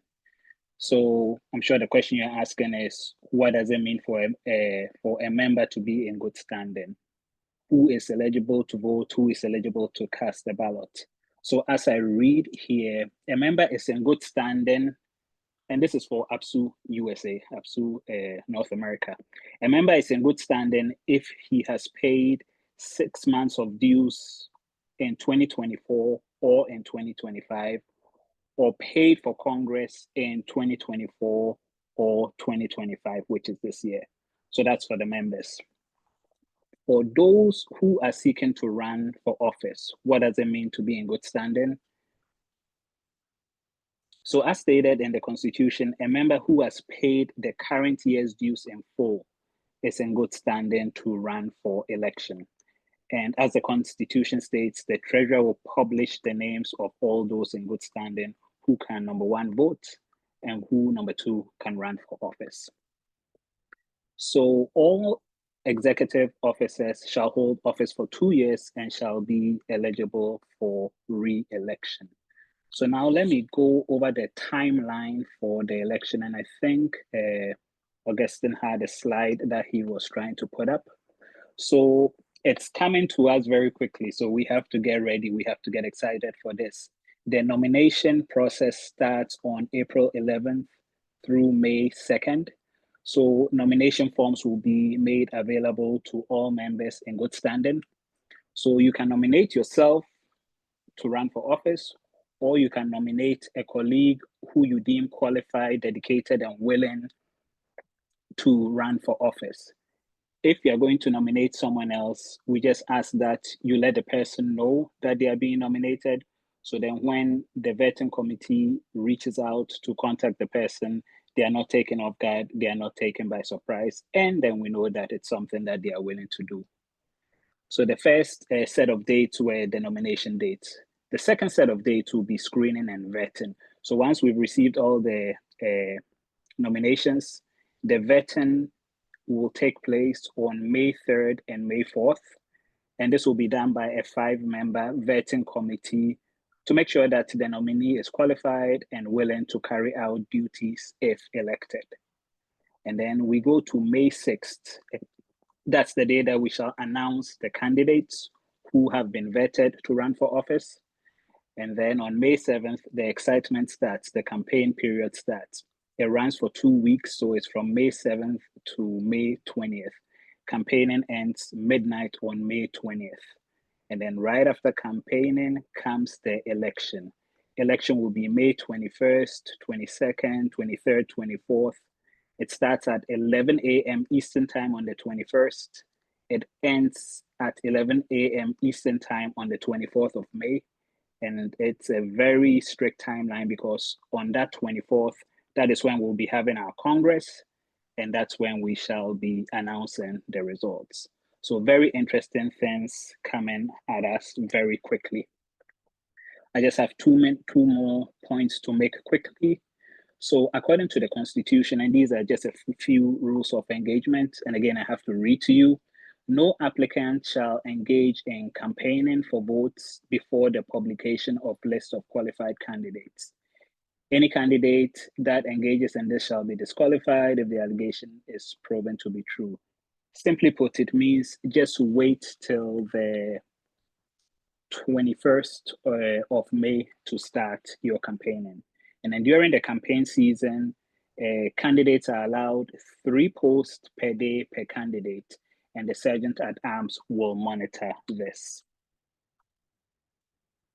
So I think that's all I have to say, but I know in conclusion that we have the man to lead APSU USA to the next level. So let us get actively involved in this electoral process. Please reach out to your friends who may not be too active on their platform so that they know what is going on. Encourage them to pay their dues so they can duly elect via franchise. So let me just check one more date. The campaign period again is from May 7th to May 20th. So again, if you're going to do any campaigning, please let it start on May 7th. I think I misspoke when I said May 20th. That's the final day of campaign. So that's all I have. God bless us all. And thank you for your time. Thank you for your trust. Over to you, Mr. President. All right, thank you, our Electoral Commissioner. For those who don't know, Ms. Senior Nana Ejirisaki was our senior prefect in St. Augustine's College. And he also was our chief fundraiser for our last year's traveling Congress in Ohio. So he comes with a wealth of experience, and he's actually hosted a North Star Series last year. So he comes with a lot of, bona fides to handle these elections properly. So we are all in good hands. Thank you very much, Mr. Commissioner. Thank you. Right after that is our update on the Congress. So I'm going to invite our project manager for the Congress, Senior Thomas Ando, to come and give us some updates on it. APSU. Action. Action. APSU. Action. Action. APSU USA. Ready for Ready action. for action. Ready for Thank you action. very much. Back when we came together the second time around to build a formidable union, we're all looking towards the union growing to become something great. And from what I just saw with Senior Nana Ejiri, I'm very hopeful that, as a fantasy say, union no why ye pa. And I know that greater things are to come with our union here in the United States. Now, before I just go ahead with what we have in terms of Congress, in our discussion today, one of our students mentioned that Senator Jan had said that he was going to live in at the compound in Holy Child, and I think that did a trick. Sometimes in life, all you need is just someone to kind of wake you up and set you on the right path. And this North Star series is supposed to make us learn things. And one of the things I picked up amongst the many others is that sometimes people need a push. They need to be woken up. And in some unconventional ways, Nathan John was to one of our medical students. Down to the Congress itself. I think Senior Kutujan has already set the ball rolling when he was talking about the medical thing with Cornell. He said, let's discuss this, and I quote, at Congress, right? So, ladies and gentlemen, Congress is coming on. It's a 3-day weekend program. So we hope to arrive there in Maryland on Friday, May 24th, and we'll have our meet and greet, which is the first event on Friday evening at 6:30. Now, the full details will come out regarding the meet and greet in terms of location and other details. But what we know as of now is not going to be more than 30 minutes from where our main lodging facilities are. We're trying to make sure that everything is within a small perimeter so everybody can go to and from events quickly. And next will be the Saturday morning, and that's Congress. Congress starts at 11 a.m. prompt. The Congress is a constitutional requirement, so I would humbly plead with us all to please be a part of it. Now, just so you know, we're going to have key people at the Congress.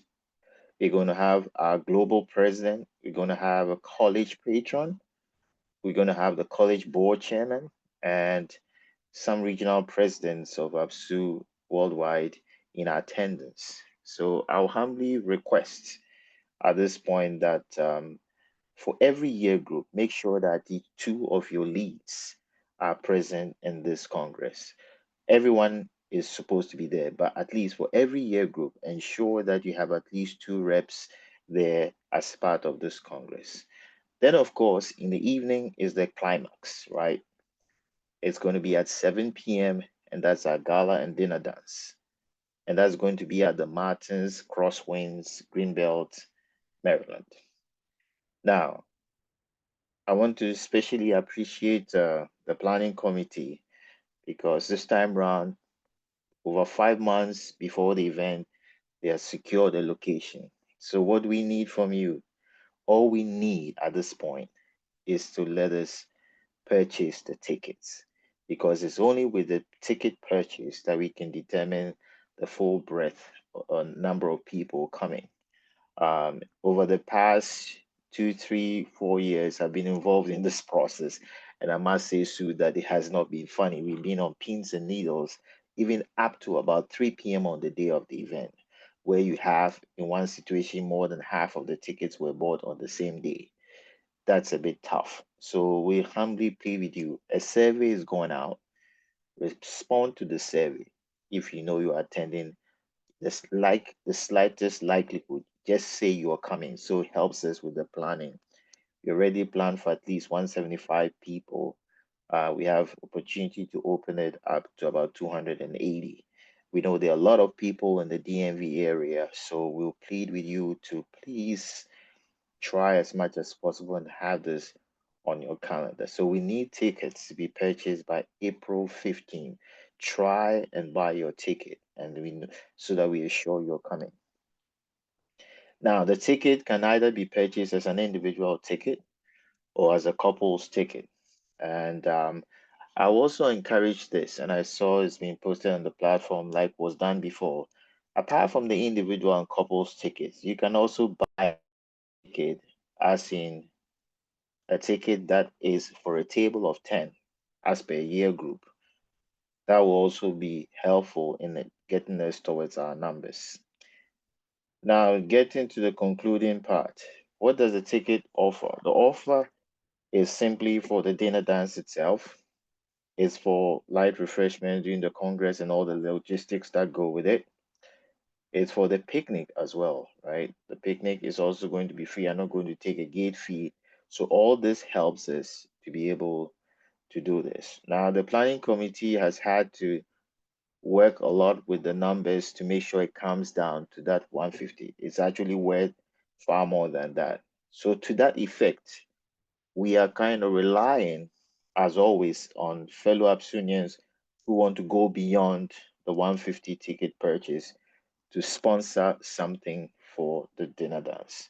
The first will be to purchase an ad if you have a business to be put in the brochure. And I know that Senior Augustine is going to post it on the platform how much all this is going to cost in terms of the prices per page, half a page, and so forth and so on. The next thing is direct sponsorship, right? We have sponsorship for guest accommodation. We have guests coming in, so we need to have accommodation for them.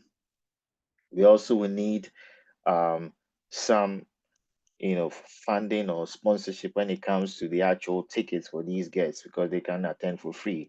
Martin is not going to say that they are our guests, so they eat and dine for free. It's also going to come at a cost. So if you feel you're willing and able, you can also help with that. There's also the best teacher who is also coming will also be able to accommodate them. We also have sponsorship if you want to do anything for the guest transportation. But above all and other things, last 2 years we were graced or we had the opportunity of Senior Indom sponsoring a live band, and it was amazing. We had our own Senior Ben Bracon, on the mic. Now, this year, a lot have recommended we do the same. but it all would depend on the money. So we are throwing it out there. If there's anybody who's willing to step up to either sponsor the band or in part, you can contact any member of the committee posted on the platform, and we can see what we can do and get the band in to also add to the ambience. We have two APSUnians who are willing to give us a live performance. One of them is a reggae artist based, I believe, in California. And so there are a lot of things that will come with the Congress. But at this point, I want to end here and simply say that if you are ready for action, let us purchase our tickets for APSU USA Congress 2025. See you there. All right. Thank you very much, Senior Thomas. Seniors, the link to the Congress tickets is on there right now in the chat room. So please take a moment to make your purchase. I see somebody's made a purchase just already. So thank you very much. Please take a moment to check out the link over there and make a quick payment for your ticket. So thanks, Senior Thomas and team. This has been the third time running with Senior Thomas and team for organizing this Congress. We appreciate that a lot. So over to you, Senior Edwin. All right, so we are back. And yes, there's someone who bought a ticket. That's me, unless there's somebody else that bought a ticket. Because I've been telling myself, I'll buy the ticket. I was like, you know what? I'm already sitting here. While he's talking, I'm not doing anything anyway. I might as well. So if you're already here, already talking, and you haven't bought your ticket, be like me, please. Click on the link, go buy your ticket. Because the moment we leave, you have 1,000 things to think about. You might skip it. So they should send the application to me. So we are the Department of Surgery, Department of Medical Education. We have medical education for the medical school, but each department also have their side for medical education. That's what they come through. So I have to actually process submit the form to the proper form. There's a lady called Anita Rodrigo. She does this, on our department. Yeah, so Augustine, I'll send you the form, share with them. They can email me if they have any questions as well. So, Senior Kumsin, yeah, Cornell, yeah, those people, we don't have any salary. The only thing we waive the tuition for them, so they buy their own ticket and they find their own accommodation, which I'll help them to find one. Yeah, in New York. Thank you. Michigan, they could stay in my house. Yeah, that was no problem. Yeah. Senior JPJ, points noted. And Senior Kumsin, absolutely, I'll take your point. So we'll follow up on Okay. that. Yeah. Perfect. Thank you both for that. I believe Senior Ando's hands is up. Senior Thomas, I haven't seen you in a long time. I'm very much alive and well, sir. I miss our days together in the first team. Hope you'll be coming back soon. Next year, Congress is on you. Anyway, that was by the way. So Dr. D made mention of a very important point, right? There are going to be games on Sunday. I wanted to be a bit fast so we can get to other business. So there are going to be games on Sunday. Of the highlights, apart from the golf and other things we'll be doing, the highlights is where we give Adisadala equipment again. I hear they're training seriously. We're also not joking. So we're going to give them another equipment in soccer on Sunday morning. So please, if you don't want to see anything at all, come and join us. Equip them really good. I hear Kwabuchu is in the fringes too. If they want to, they also get a dose of it. So that's by the way. Now, on the subject that you were just discussing,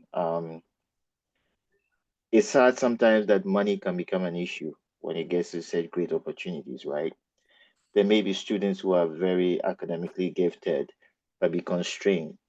As I know somebody who just a ticket made them even miss a scholarship here. So I'll throw this back to APSU Global, and maybe you, Augustine, we can discuss this at the Congress later on, of how to create some kind of a fund for such emergency situations where people have such opportunities, and then we can get some APSUnians to support them at least to get a ticket to come. Thank you.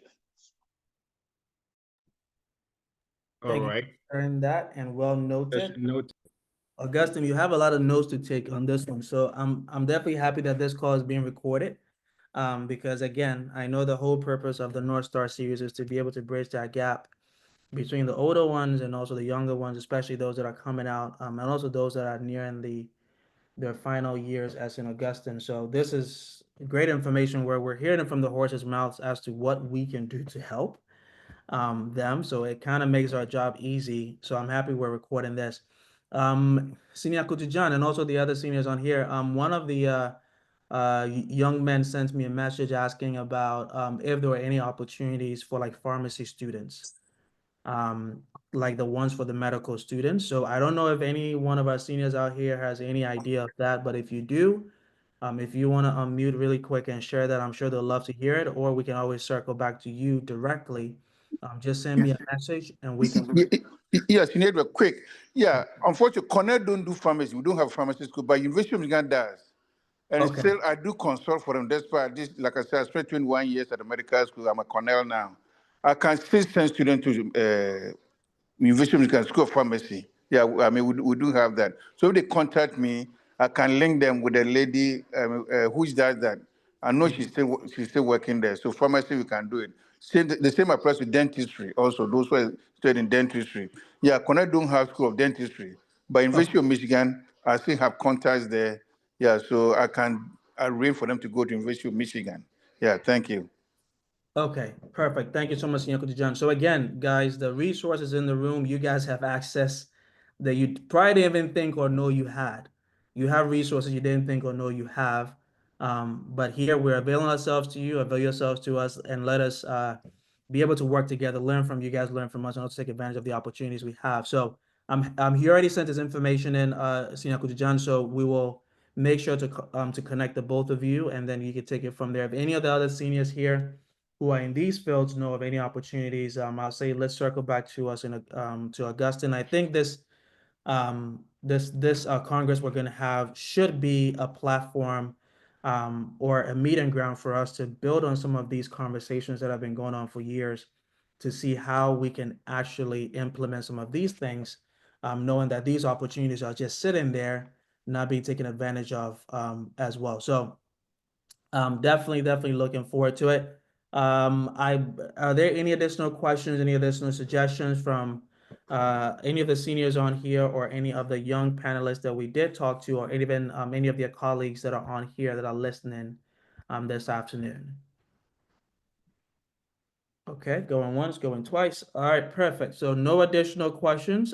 So with that much ado, again, thank you all for showing up. Thank you all for supporting our young panelists here in their aspirations and also in the medical school careers. And also thank you all for supporting APSU USA to continue to have these conversations. And we appreciate every single feedback that you give us, because that is how this platform has been built. That is how this conversation has been built to be what you know it to be today. So again, thank you all. Senior Augustine, I'm going to hand it back to you. Yes, all right. Scenario, hold on 1 second. Let's Yes. give one more round in case these medical students want to say something. Okay. I guess we kind of mix that part with some of our Congress information. So Okay. I don't know whether they probably might have one more question. So Osborne, Jimmy, Emil, John, you guys have any last thing to say or to add?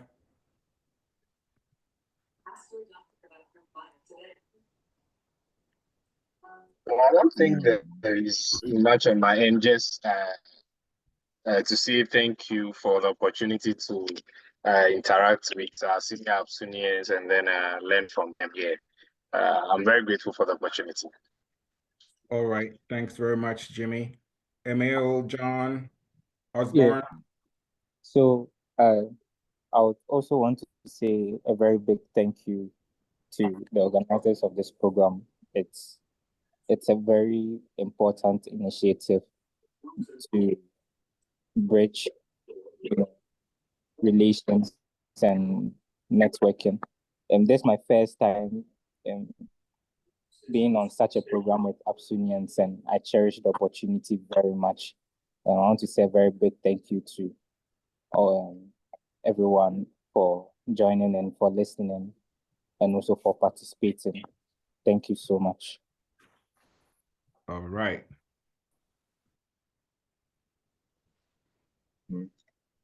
So John? I'd also like to add that I think spread across all the medical schools in Ghana, there are so many APSUnians around, and I think it's a very good initiative for something like this to be done. Just as Charles was saying, Nanaya was saying, we never knew there was something like this going on.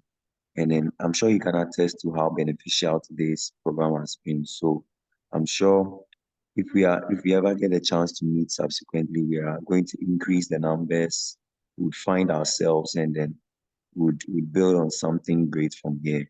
Thank you. All right. Thank you very much, Emil.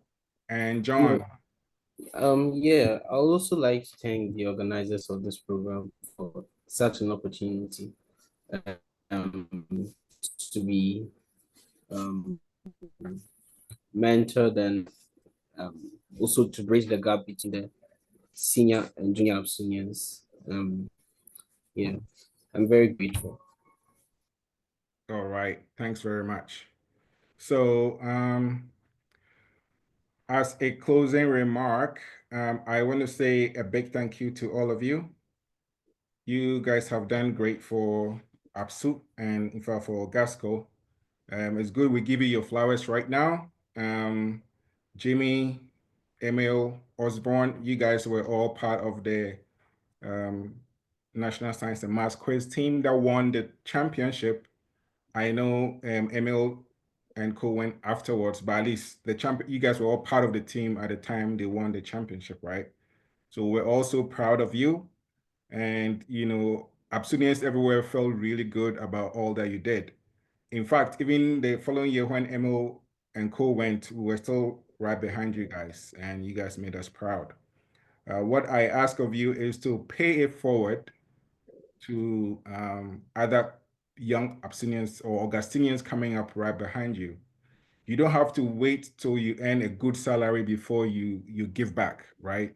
You can give back in terms of your knowledge. You can call up a young Augustinian and advise them on some career pathing or how to make their studies easier for them or how to navigate the final year to get to medical school or whichever school they determine they want to go to.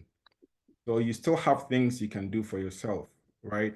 All we're doing here is to build a pipeline of APSUnians who would come and benefit from the networking we have as APSU.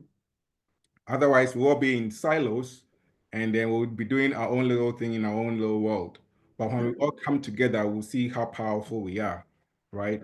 So if Emil starts with that WhatsApp group with medical students, Senior Jude has offered to be on, and I'm sure other APSUnians who are MDs or advanced in the health area would also want to join and share tips and tricks with you. So the opportunities are endless. You just have to take advantage of it, you know. So don't be shy. Ask questions. The worst you can hear is no, and no does not hurt you, right? It does not scratch your skin. You know, if it's no, you move on to the next thing. But make sure you ask. If you don't ask, you would never know. So that'll be my parting message for you all. Carry the APSU or the Ogasco torch burning high wherever you are, and good things will come your way. So seniors on the call, I also want to encourage you to attend more of these functions we have online. You don't know what your message can be a blessing to somebody else. You know, the things you know it to yourself, but you might think it's not important, but it's very important to somebody else who might listen to it. So please don't shy away from teaching the younger ones the little things that you might think it's too little for you to share, but just share them anyway. Somebody might get a nugget out of it. Then above all, for our elections, please, let's all take part in it. You know, these elections are sacrificial. These roles we do as APSU executives is sacrificial. There's not benefits to it. It's not paid. It's a volunteer job, but it's rewarding to give back to your school or to your APSU movement. So just keep that at the back of your mind as you go along these days. So on that note, we would go for our Adoremus, and then we'll go for closing prayers by Osborne. If Osborne is still on, we'll come to you shortly. So we will do our Adoremus in a hot minute. And I will invite Senior Thomas to lead us as usual for our Adoremus.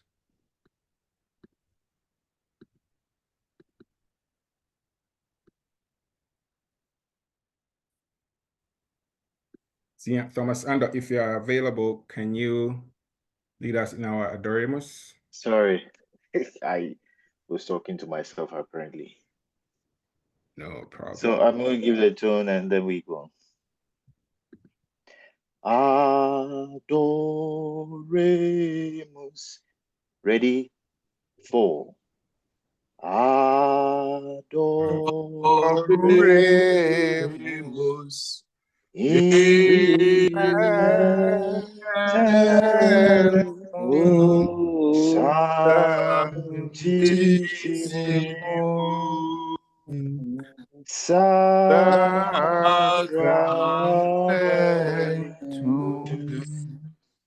Laudate Dominum omnipotent, laudate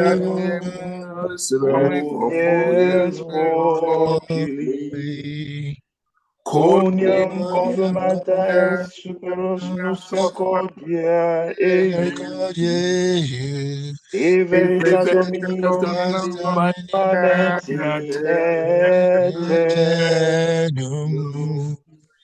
Gloria Patri et Filio et Spiritui Sancto, sicut erat in principio, et nunc et semper, et in saecula saeculorum. Amen. Adoremus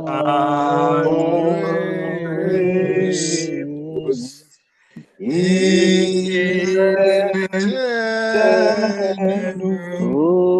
sanctissimum sacramentum. Good one. Nice one. So soon. Yes.